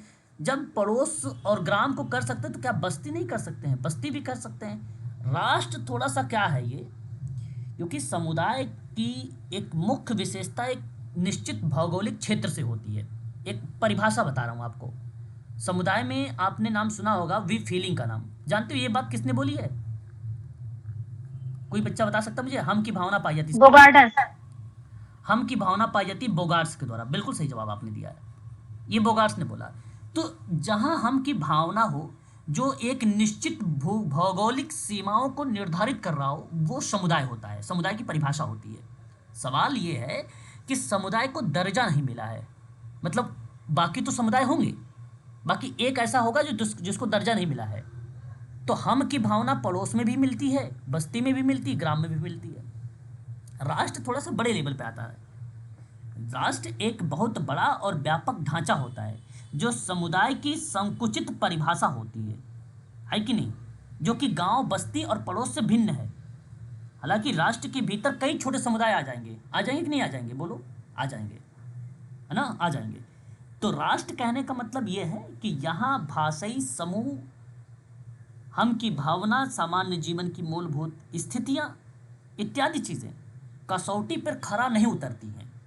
कि आप ये सोचो कि जो हमारे दिल्ली वाले सोच रहे हैं वही उत्तर प्रदेश और मध्य प्रदेश वाले सोच रहे हों, या वही क्रिया जो इंडिया सोच रही है वो अमेरिका भी सोच रही हो, तो भी फीलिंग की भावना इनमें नहीं है। उदाहरण सिंपल है, भारत पाकिस्तान का भी ले सकते हो एग्जाम्पल, है कि नहीं। तो कहने का अर्थ यहाँ पर विकल्प नंबर जो तीसरा जाएगा, थर्ड वाला ऑप्शन, ये ऑप्शन आपका सही होगा। और उम्मीद भी करता हूँ कि आप समझ भी गए होंगे इस प्रश्न को, है ना। बात करते हैं क्वेश्चन नंबर नेक्स्ट पर, ठीक है। आइए क्वेश्चन नंबर 29 पर। 29 क्या कहता है कि एचबी ट्रेकर ने कहा कि प्रत्येक व्यक्ति निम्नलिखित में से एक को सबसे अधिक चाहता है और प्रत्येक कार्यकर्ता को इसकी जानकारी होनी चाहिए। अच्छा जी, बताइए जरा सवाल क्या कहता है? पहचान, पहचान। ओके, पहचान, समर्थन, समर्पण। ओके, देखो, इसने कहा कि प्रत्येक व्यक्ति पहचान अधिक चाहता है, प्रत्येक सामाजिक कार्यकर्ता को इसकी जानकारी होनी चाहिए। तो पहचान होगा, समर्थन नहीं। एचबी ट्रेकर का कहना है ये, every person wants recognition. English में इसकी एक परिभाषा है, आप चाहो तो लिख सकते हो, ठीक है। एवरी पर्सन वॉन्ट्स रिकॉग्नाइजेशन मतलब पहचान होता है। तो ऑप्शन में आपका यही मतलब, समाज कार्य में ना सेवार्थी की गरिमा, सम्मान और पहचान को स्वीकारा जाता है। ये बहुत ही जरूरी है। स्वीकृति का सिद्धांत क्या कहता है? जो व्यक्ति जिस रूप में, उसे उसी रूप में क्या किया जाए? स्वीकार किया जाए, स्वीकार किया जाए, उसे उसी रूप में स्वीकार किया जाए। तो वो क्रियाएं हैं। देखो, मदद की बात कर लूं, अगर सहायता की बात करता हूं मैं, एक तो पहले विकल्प का और एक आपका दूसरे विकल्प पर, आवश्यक हो सकता है, पर सबसे अधिक चाही या मनचाहे वाली क्रिया के रूप में, वॉन्ट्स के रूप में नहीं मिलेगा। ये चीज़ें बेसिकली नेगेटिविटी को दर्शा देगी फिर, है ना। समर्थन की बात कर सकता हूं, परंतु समर्थन हो सकता था, लेकिन कब होता? जब एचबी ट्रेकर का नाम ना होता। जब एचबी ट्रेकर का नाम नहीं होता। एचबी ट्रेकर की परिभाषा ही है एवरी पर्सन वांट्स रिकॉग्नाइजेशन। तो रिकॉग्नाइजेशन का मतलब क्या होता है? पहचान होता है। इसकी परिभाषा ये किसकी? एचबी ट्रेकर की। तो यहाँ पर समर्थन सही था, लेकिन अगर एचबी ट्रेकर का नाम नहीं होता तब। ठीक है सर? जी सर। ये बात ध्यान रखिएगा। क्वेश्चन नंबर 30, क्वेश्चन नंबर 30 देख लीजिएगा एक बार। निम्नलिखित में से कौन एक सामुदायिक कार्य का अंग नहीं है? ये आपको बताना है। नौकरशाह, ओके। और भी कोई बालक जो अपने राय व्यक्त करना चाहते हो? सर व्यक्ति तो एक बाकी व्यक्ति सर। तीनों शायद पॉजिटिव है और है, नौकरशाह नहीं होगा। ओके, चलिए मैं बताता हूँ। मैंने कहा कि समुदाय कार्य का अंग नहीं है। समुदाय कार्यकर्ता व्यक्ति तो होता है, नौकरशाह नहीं होगा। बिल्कुल सही जवाब। देखो, मैंने आपको पहले भी बता रखा है कि अगर हम एलिमेंट की बात करते हैं, कंपोनेंट की बात करते हैं, घटक की बात करते हैं, तत्व की बात करते हैं, अंग की बात करते हैं, तो तीन ही आते हैं। समुदाय के दृष्टिकोण से पूछा है तो समुदाय आ गया। ग्रुप के अर्थ पे पूछता तो यहाँ पे समूह बन जाता, ठीक है। और उसके बाद ये व्यक्ति की जगह पे सदस्य हो जाता। ये समूह का अंग बन गया यहाँ पे ऑप्शन में, समूह, कार्यकर्ता और सदस्य। सेवार्थी आता, संस्था हो जाती और कार्यकर्ता बन जाता, ठीक है। ये किसका हो गया अंग? ये केस वर्ग का अंग हो गया, ठीक है। तो ये चाहो तो अपने कॉपी पर नोट कर सकते हो।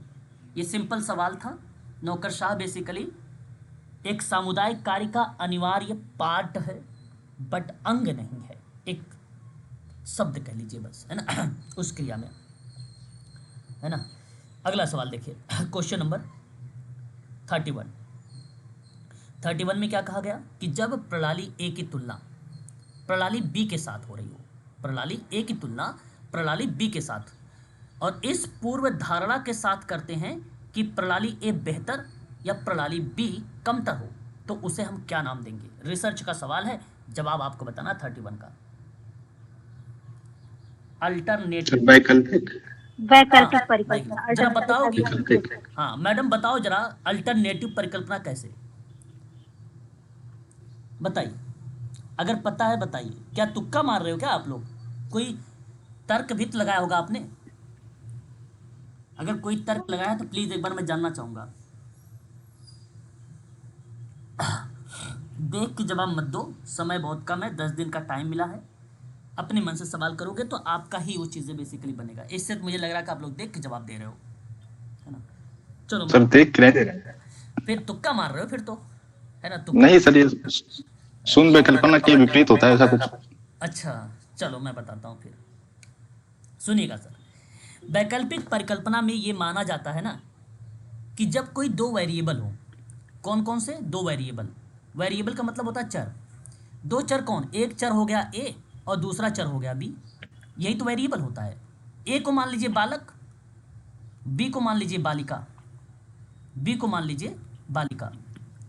एक हमेशा मैंने रिसर्च जब पढ़ाया आपको बताया है कि बालक बालिका, ठीक है, बालक बालिकाओं का एक सार्थक, मतलब शिक्षा में एक सार्थक अंक अगर वो पा रही हैं तो उस अंकों का औसत फाइंड आउट करिए या औसत निकालिए। इस तरीके का रिसर्च में हम लोग पार्ट देखते हैं। तो बालक एक वेरिएबल है, बालिका भी एक वेरिएबल है। मैंने अगर शिक्षक शिक्षार्थी का सकारात्मक व्यवहार का अगर आकलन करता हूं तो भी शिक्षक एक वेरिएबल है और शिक्षार्थी एक वेरिएबल है। प्रश्न शिक्षक शिक्षार्थी नहीं लिखा हुआ है, बालक बालिका नहीं लिखा हुआ है, यहाँ लिखा हुआ ए और बी। और इसने कहा कि पूर्व धारणा के साथ करते हैं कि प्रणाली ए को बेहतर और प्रणाली बी को कमतर। मेरा कहने का भाव ये है कि दो वेरिएबल या प्रणाली के बीच में हम यहाँ पर कर क्या रहे हैं? हम यहाँ पर अंतर देख रहे हैं। हम यहाँ पे कर क्या रहे हैं?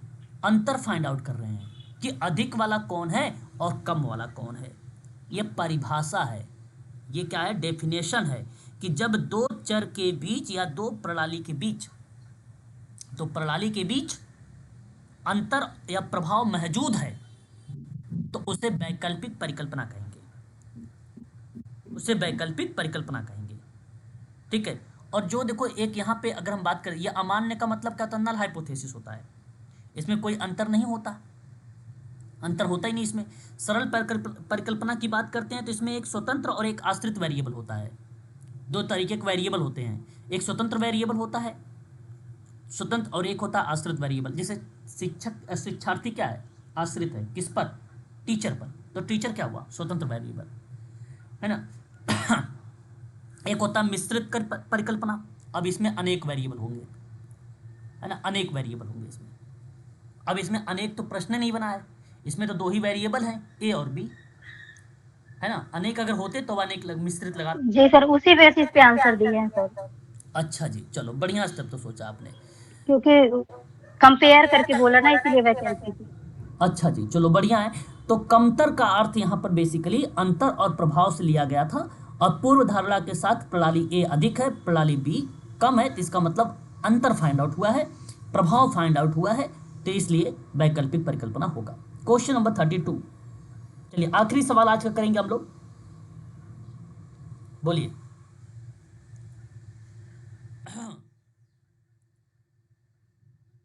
बोलिए 32। देखो सर असंरचित साक्षात्कार, इसमें स्वतंत्र होकर बोलते हैं। ओके, देखिए सही जवाब असंरचित है। आंकड़ा का संकलन की एक तकनीकी के रूप में डैश की विशेषता है अंतर वस्तु और संरचना के लिए मिलने वाली स्वतंत्रता। मेरा कहने का भाव, अंतर वस्तु का अर्थ है कंटेंट या कंटेंट से, या आप इसे कह सकते हैं कंटेंट से, ठीक है। और संरचना को रिलेट कराओगे किससे? स्ट्रक्चर से, के लिए स्वतंत्रता मिलती है। तो बताइए कौन सा? तो ये हुआ अनस्ट्रक्चरल इंटरव्यू, असंरचित साक्षात्कार। इसमें क्या होता है, प्रश्न पहले से निश्चित नहीं होते हैं। पहली बात, उत्तरदाता के अनुसार प्रश्न बदले जा सकते हैं, परिस्थिति के अनुसार प्रश्न बदले जा सकते हैं। अंतर्वस्तु और संरचना दोनों में पूर्णतः स्वतंत्रता देखने को मिलती है। लेकिन अगर मैं विकल्प पहले की बात करता तो ये प्रश्न पहले से तय है, स्वतंत्रता नहीं है कि आप कोई से रैंडम कहीं से भी प्रश्न बदल लो। नो, ऐसा नहीं। यहां शब्द केवल ये दो थे, अंतर्वस्तु और संरचना। इन दोनों शब्दों को डिफाइन करता है असंरचित, ठीक है, असंरचित और अपरिवर्त साक्षात्कार। ये मानक तकनीकी शब्द का पार्ट है और ये बेसिकली इस क्रिया का अंतर्गत आएगा ही नहीं। नमिता का मतलब होता है फ्लेक्सिबिलिटी। क्या होता है इसका मतलब? फ्लेक्सिबल साक्षात्कार। सीमित स्वतंत्रता होती है, अधिक नहीं मिलेगी, निर्धारित कर दी जाती है कि इतनी स्वतंत्रता मिलेगी। परंतु असंरचित साक्षात्कार जितना स्वतंत्रता नहीं मिलेगी। अनलिमिटेड स्वतंत्रता है असंरचित में, फ्लेक्सिबिलिटी में नहीं है। इसलिए विकल्प नंबर दूसरा सही होगा आपका यहाँ पे, ठीक है। तो ध्यान रखिएगा, आज के लिए बस इतना ही रखेंगे हम सभी लोग, है ना। हमने अभी हिस्ट्री पर थोड़ा सा बात किया है, उसके बाद कुछ क्वेश्चनों पर बात किया है। कल हम पढ़ेंगे, देखो यूनिट आपका 1 फिनिश हो चुका है, 2, 3, 4, 5, 6, 7, 8 और 10 ये यूनिट समाप्त हो चुके हैं, है ना। केवल यूनिट नंबर 9 के अंतर्गत हम लोग जो पढ़ रहे हैं, एक आपका बचा है श्रम कल्याण वाला टॉपिक और एक कार्मिक प्रबंधन। अच्छा, श्रम कल्याण के अंतर्गत हम लोग विधि निर्माण को पढ़ना है, जहां मानव संसाधन प्रबंधन के सिद्धांत से या मॉडल्स हम लोग स्टार्ट करेंगे, ठीक है। उसके बाद 6 सिग्मा है, ISO है, ठीक है, ये टॉपिक है। फिर CSR है, थोड़ा सा ये पढ़ेंगे। फिर कार्मिक प्रबंधन, मतलब 2 दिन की क्लास है आपकी, 2 घंटे की। ये 2 घंटे में मैं आपकी क्लास समाप्त करूँगा, ठीक है। ये पूरा टॉपिक है ना, तो निश्चिंत रहिएगा। तो आज के लिए बस इतना ही रखते हैं। इसकी रिकॉर्डिंग क्लास है, अभी मैं आपको इसका लिंक आप लोगों के ग्रुप में डाल दूंगा, आपको मिल जाएगा। आप चाहो तो दोबारा से भी देख लेना, ठीक है। जो इंपॉर्टेंट चीज़ें हैं उसको आप दोबारा भी पढ़ सकते हो, याद हो जाएगा आपको दोबारा अगर पढ़ोगे तो आप, ठीक है, ठीक है ना। Thank you sir. ठीक। जी सर, थैंक